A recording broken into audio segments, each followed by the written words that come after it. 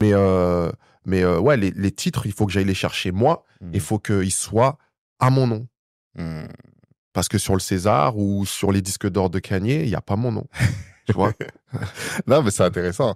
Du coup, la question qui va se poser, c'est dans quelle industrie on va te voir. Et ça, c'est vrai que quand j'ai écouté la plupart de tes interviews, on ne sait pas encore où tu vas. Ouais, On ouais, a ouais. compris ce que tu as fait, Ouais. ton parcours, et ça, j'invite les auditeurs à aller écouter les podcasts que tu as fait pour comprendre ton parcours. Mais où est-ce que tu vas précisément maintenant, une fois que tu as fait tout ça? Là, on ne sait pas encore. Bah là, moi, je suis en train de le construire, mon chemin, en fait. Parce que, D'accord, comme je disais tout à l'heure, c'est pas comme s'il y avait un coach en France qui avait déjà fait ce que j'ai fait, c'est ça. sur lequel bah, moi, je pouvais me calquer. Mhm. Ça n'a pas été fait. Mhm. Et j'aspire à être justement ce coach que les autres pourront prendre En en référence. exemple, en Ouais. référence, en se disant, ouais, lui, il est parti de là, il a fait ça, il est allé là-bas, aujourd'hui, il a ça, il a fait ça. Et aujourd'hui, il a commencé avec le coaching, mais aujourd'hui, il touche à tout. Mhm. Et ça, moi-même, comme je suis en train de le découvrir, Mhm. c'est pour ça que c'est pour moi difficile de dire où je veux finir. Parce qu'en soi, je sais pas, Tu sais je pas veux finir encore, au en fait. top, Ok. mais je sais pas où je vais finir. Ouais, non, je comprends. Mm. Il y a cette phrase de Booba, là, quand tu parles, cette phrase qui me vient à l'esprit, il dit les États-Unis, c'est la France avec 10 ans de retard en moins. Enfin, la France, c'est les États-Unis avec 10 ans de Ouais, retard en moins.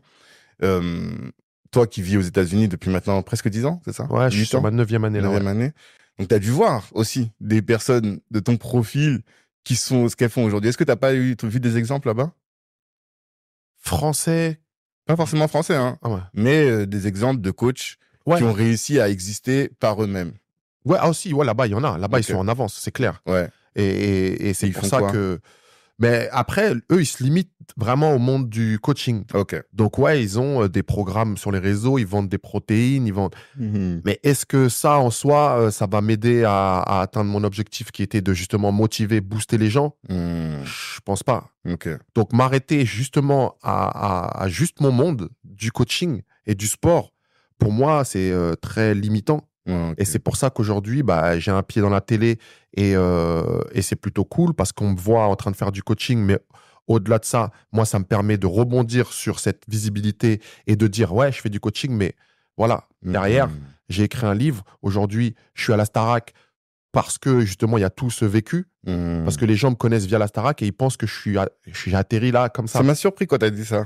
Je t'ai entendu dire ça dans une interview, je me suis dit, ah, c'est bizarre, je pensais pas que les gens te découvraient à la Ouais, Starac. si, ouais, ouais, Je ouais. pensais que tout le monde sait, tu vois, Mais c'est t'es pour fait ça que je d'armes. te dis, je suis connu, on entend mon nom un peu partout, à Mhm. droite, à gauche, sur les gens qui sont, je vais pas dire calés, mais qui grattent un petit peu. Mhm. Mais du grand public, c'est la Starac qui m'a fait découvrir, en fait. Mhm. D'accord. Ouais, ça, c'est intéressant.